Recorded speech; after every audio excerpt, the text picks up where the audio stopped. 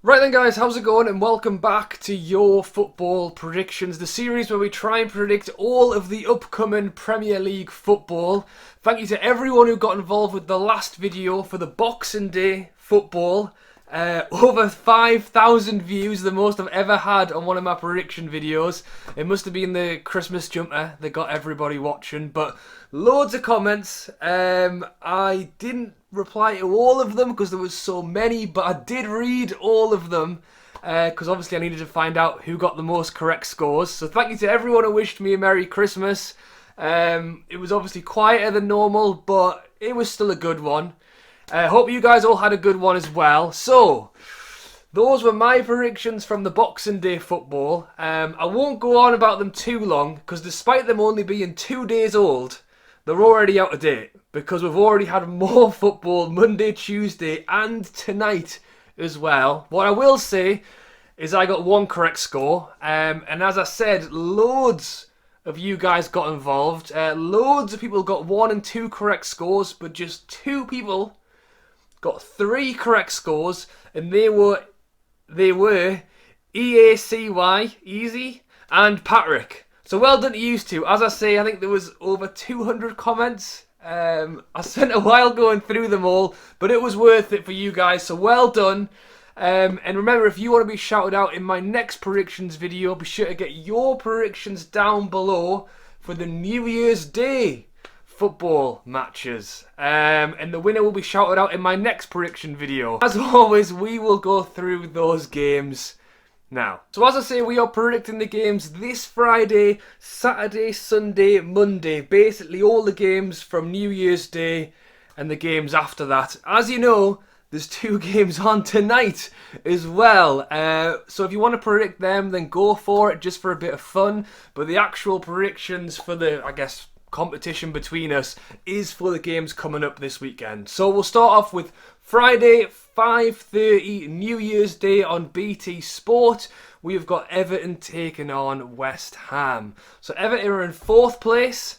They did go down in the league this weekend despite having won the last 4 games in a row, and that is because their game against Man City got postponed the other night due to the outbreak in the Man City squad. And we'll obviously get on to Man City in a moment, but hopefully all those players are doing okay, and hopefully they're able to play in their game this coming weekend. But as for Everton, as I say, you know, they were about to take on Man City, who's a team who were pretty good, and they've won the last 4 games in a row. Man City hadn't been that great recently. I mean, you couldn't pick a better time for Everton to kind of play them.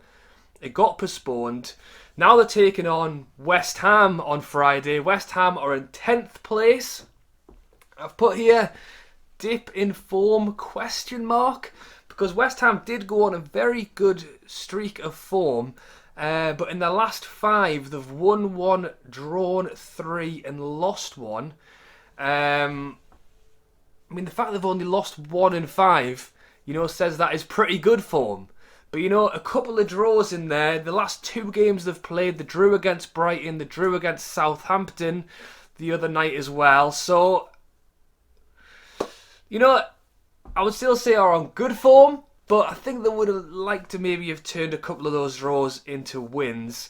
In terms of a prediction, I mean, again, all the football is so all over the place at the moment. Anyone's beating anyone. I was going to say I can't see too many goals in this one, so I've backed Everton to a narrow 1-0 win. But as always, let me know what you think down below. Next up again this Friday, again it's New Year's Day, it's 8 o'clock and it's on Sky, and it is Manchester United taking on Aston Villa. So I think this could be a good one because it's 2 teams here who have both been in very good form recently. Manchester United up to 2nd place now after their last minute winner against Wolves last night. I bet Wolves were feeling pretty hard done to. I mean, Rashford did great to kind of find the split, find the space and take the shot, but the deflection, and it's in, and it's 90 plus 3 minutes. But that's kind of what Manchester United are doing at the moment, you know, picking up the wins even when they might not be playing at their best. I'm pretty sure they're undefeated in 9 Premier League games now, and are just 2 points off Liverpool at the top of the table. So, they've been on some fantastic form, a great run, taking on Aston Villa, who are sitting in 5th place. The last 5 games have won 3 and drawn 2. Last 2 games, when they beat Crystal Palace, it's within the last few days. They beat Crystal Palace. They drew against Chelsea on Monday night 1-1. 5th place, 3 points off 3rd, but with 2 games in hand over Leicester. They still have a game in hand over Manchester United and Liverpool, so they could technically be sitting... Well, yeah, they're doing good, basically. If they win those 2 games in hand, they could be up to 2nd. So, yeah, as I say, 2 teams here, both in some great form. Again, which way is it going to go? I have backed Manchester United 2-1. Again, as I say, even when they've not been playing great, they're still managing to kind of take those results. 2-1. Let me know what you think down below. Moving on to the Saturday now at 12:30 on BT Sport. We have got Spurs taking on Leeds. So Spurs are down to 7th place. They obviously lost their first game against Everton to start the season. Then went on some crazy 9 or 10 game unbeaten streak. Were top of the league. They came through beating Man City, drawn with Chelsea, was win against Arsenal. And I think from that point, it's just derailed. After that win against Arsenal, they drew against Crystal Palace. They lost against Liverpool. They lost against Leicester, which are obviously 2 tough teams to play. But they've really derailed. They drew against Wolves, and then they play Fulham tonight before taking on Leeds. So they now have got 2 promoted games back to back. I think if you're predicting this one, what happens in the game against Fulham tonight could be a real indicator of what will happen in this Leeds game. Leeds, 11th place. How exciting have Leeds been? They have been so good to watch. They beat West Brom 5-0 last night. So that's 3 games with 5 or more goals in the last 4. So there's one thing you can't say, which is that Leeds have not been fun to watch. The West Brom game, I think they were winning 3-0 after about 30-40 minutes, which is insane. Spurs versus Leeds. Going off what's been happening in the recent Leeds games, I would say that there will be goals. It's probably going to be 0-0 now, but I do expect there to be goals in this one. I'm torn between whether this is a game that suits Spurs or a game that doesn't. The way Mourinho plays, he likes to sit back and attack. Leeds aren't too dissimilar. So is it just going to be a big free-for-all counter-attacking goals galore? I hope so. Which team can edge it? Who knows? I have gone 2-2. I've got Kane in my fantasy team, so I wouldn't mind him getting some goals tonight and against Leeds. But which team can edge it, I really don't know. Could Leeds take Spurs by surprise and get 5 against them? You can't write anything off.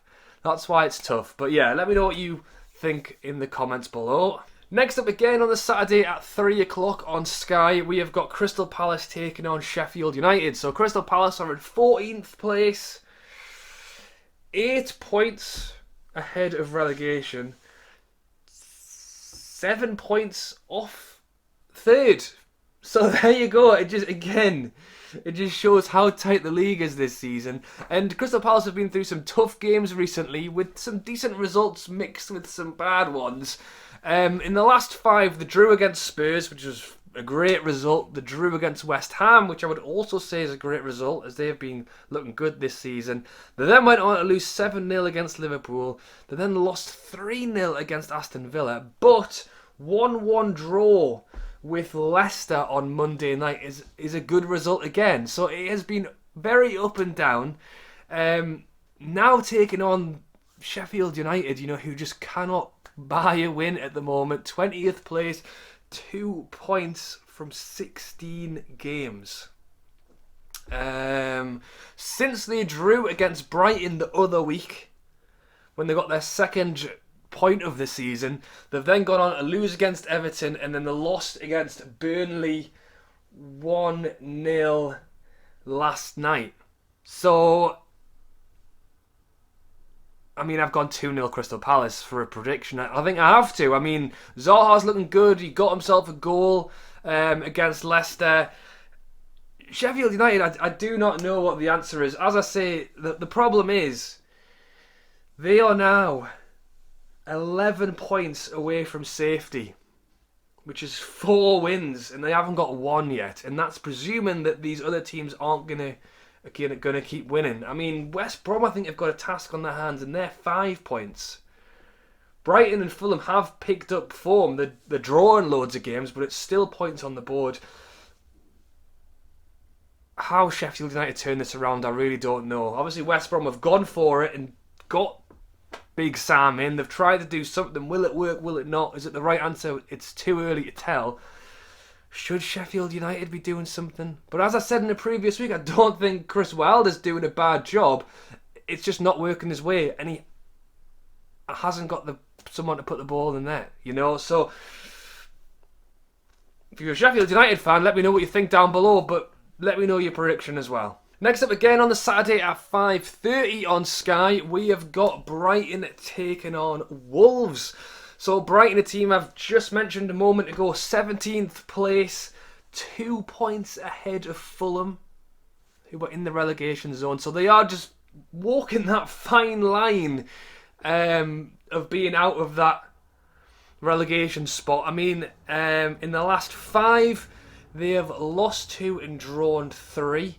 As I say, I mean, it's not... They want wins. But, you know, at least they are picking up some points. They drew against West Ham and then they lost against Arsenal 1-0 last night as well. So, taking on Wolves at home. I mean, Wolves are currently sat in 12th place. They are another team who has been through some tough fixtures recently. In the last 5, they lost against Aston Villa, they won against Chelsea, they lost against Burnley, they drew against Spurs, and then, as I say, got unlucky last night, losing 1-0 against Manchester United.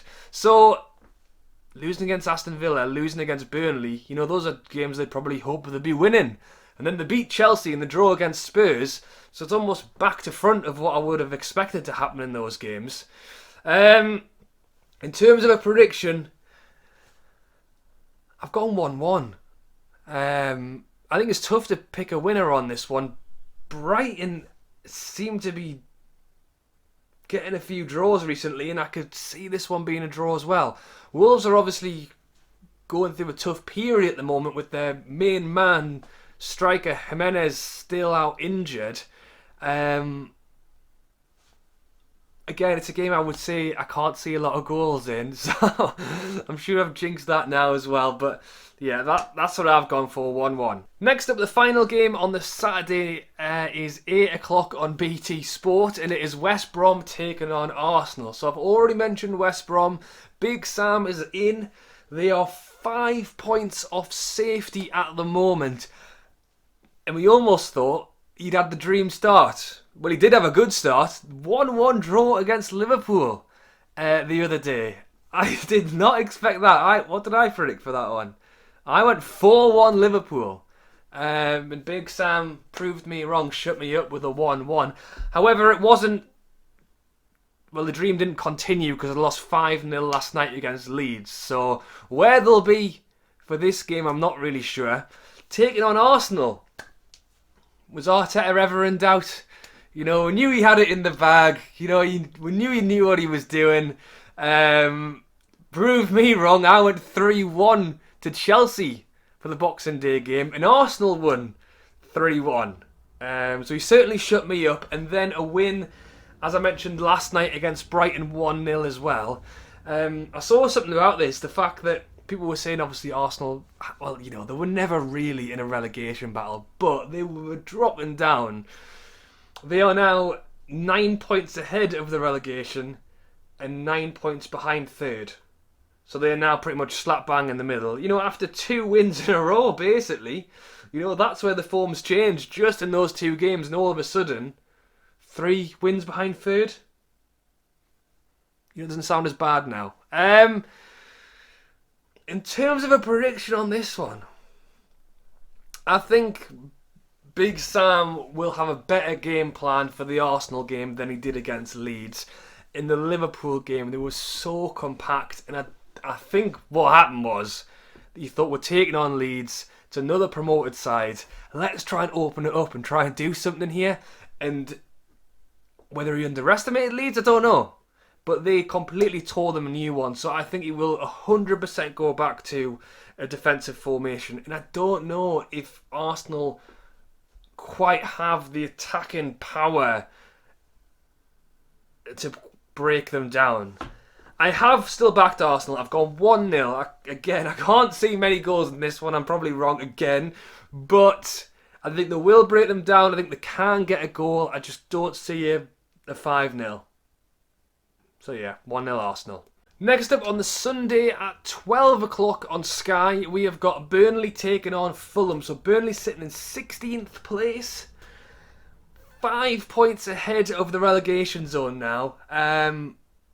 I've said it before, Burnley have really turned things around. In the last 5 games, they've won 3, drawn 1 and lost 1. That kind of form is as good as, if not better than, some of the teams in the top 6 or so. Look at Chelsea, they've lost 3 of the last 5. Burnley have won 3 of the last 5. In the last 2 games, they lost against Leeds the other day 1-0 and then beat Sheffield United 1-0 last night. Taking on Fulham, who are in 18th place, riding a very similar wave to Brighton at the moment, except they are just inside the relegation zone. In Fulham's last 5, they lost a game and then have drawn the last 4. So, you know, as I say, it's very similar to Brighton. They're not quite getting the wins, but that's still 4 points on the board. And when they're trying to run away from West Brom and they're trying to get past Brighton, it's something. Fulham play tonight against Spurs, as I've already mentioned. So Spurs tonight, then in a few days' time it'll be Burnley. You know what? I was going to say I'm not sure how they'll handle Spurs tonight, but Spurs have not been good recently, so that could be a shock as well. In terms of the Burnley game, I've backed Burnley to win 1-0. I can't see loads of goals, but I've already said it. Burnley's form has been phenomenal these last few weeks, and Fulham's definitely been better, and they might be able to pull off another draw, 6 draws in a row, depending on what happens tonight. But I have nicked it to Burnley. So let me know what you think down below. Next up on the Sunday, 2:15 on Sky, we have got Newcastle taking on Leicester. So, this is where the fun begins. As a Newcastle fan, I could probably talk for another... How long have we been going? 50. I could talk another 15, 20 minutes just about Newcastle, but I will save you all the pain. In the last few games, we lost against Leeds, we drew against Fulham, so, you know, poor results against 2 promoted sides. We obviously then lost against Man City, which, you know, is nothing to be too ashamed of. We actually play tonight against Liverpool, which I've no doubt will be a fun game to watch. And then we take on Leicester as well. So, yeah, I'll be honest, I cannot see much happening tonight or in the Leicester game. You know, who knows? As much as I say anything can happen in the Premier League, not when Newcastle's concerned, I don't think. You know, I watched Steve Bruce's press conference the other day. He's been saying all season that he wants to fight for that top 10 finish. And now he's saying that he just wants to stay in the league. We are where we are is something he said repeatedly. He was shaking his head in disgust at one of the questions that got asked, which I thought was pretty poor. He said he wants to shut some people up with some results, which I'm assuming he's referring to the whole Newcastle fan base when he says that. I mean, I have no idea. But it's just so infuriating. I remember when he first started and when he spoke, it was like he was just wanted to be honest and truthful, which was quite refreshing when he first came in. But now it's just so dragging. And when the truth is, and which we all know, is that it's a struggle at the moment, you need to kind of try and motivate and kind of sound like you're trying to make things better, not just sitting in slumped chair saying, yeah, well, this is it, isn't it? That's where we are. It is what it is. You know, that is just complete and utter rubbish. But if you really want to dig into it, Bruce isn't going to get sacked with Ashley in charge. We're not going to get any money this January. And yeah, there's only so much you can put on him. I think he's digging himself a hole deeper and deeper for everyone to be fed up with him. But the players as well, like, has he lost the dressing room? You know, are the players bothered anymore? He didn't play Wilson against Man City supposedly because he's got an injury, but I think it was just because he conceded the game and just thought, you know what, we'll give him a rest, which is poor. Fernandes is our best centre-back, the 40-year-old man who needs to get a rest, and he's getting played relentlessly. Isn't fair on him. How do you solve a problem like Sean Longstaff? Where is he gone? And Shelvey, you know, Shelvey's meant to be the man you rely on, and I know this is an awful comparison, but Bruno Fernandes is the man who picks the ball up and makes things happen. And John Joe Shelvey, as much as he is definitely not Bruno Fernandes, was someone that you hoped could pick the ball up and make things happen. And he's just disappeared. He's on the pitch, but you don't see him for 90 minutes. Is it because he's not bothered? What is it? There's so many issues. But the pundits all think it's going great. So, you know, as long as they're happy, then we must be as well. So, there's my Newcastle bit. Taking on Leicester, who are in third place. 3 points off Liverpool in first. The last 5 games, the one against Brighton, the lost against Everton, the one against Spurs, the drew against Crystal Palace. So again, some good results there against Spurs and a good draw against Manchester United as well. They left Vardy out for the Crystal Palace game, presumably hoping they could do it without him to give him that rest. They weren't able to, so they actually brought him on after 65 minutes and then came to a 1-1 draw. They will want to make up for that by hammering Newcastle in a few days' time, which is why I've gone 2-0 Leicester. You know, I'm always going to smile and make a joke of things, because if not, I'd have to cry on camera. But I don't know what the way out is for us at the moment, and I cannot see it getting better quickly. So yeah, I can't see us doing anything against Liverpool tonight, and I think, hopefully I'm wrong. You know, hopefully Brucey has a word and the players sort it out, and we'll pull off a Christmas miracle in the next 2 games. But yeah, I've got to back Leicester to win this one 2-0. Moving on. Again on the Sunday, but at 4:30 on Sky, we have got Chelsea taking on Manchester City. So again, I mentioned it already, hopefully all of the City players are doing okay and that this game can go ahead. It does make you wonder and question what is going to happen, because it could very quickly spread throughout the league. And then this opens up the conversation of this 2-week break. Is that maybe even a good thing? So then everyone can specifically isolate to make sure we can come back after a 2-week break and then no one's got it, or is letting everyone presumably go home, because that's the point of a winter break, is they're all going to go home or go back to wherever they're from, maybe take some days back at home if they're from a foreign country, who knows, if they're allowed to fly, I don't know. Are they all going to come back and then possibly have more of an outbreak? It was actually Ole Gunnar Solskjaer I saw speaking about this, so I've pretty much just nicked that from him. But I think it makes sense. So I don't know what's going to happen. It is worrying, because football is one of the things that's actually been good recently. As I say, it's confusing for this video when I'm trying to predict games when games haven't even finished yet. But in general, when we can't do anything but go for walks, having football on every day long is great. And now we're going to a 2-week break without it, and who knows what will be going on after it as well. So, yeah, hopefully the players are okay. Hopefully these games are able to go ahead. We'll start with Chelsea, sitting in 6th place. 5 points off first, 3 points off third. Have not been in great form recently. Again, it was another team who had done so well for an extended period of time, and then all of a sudden it's just kind of lost it. In the last 5, they lost against Everton, which I think took some people by surprise, and then went on to lose against Wolves, win against West Ham.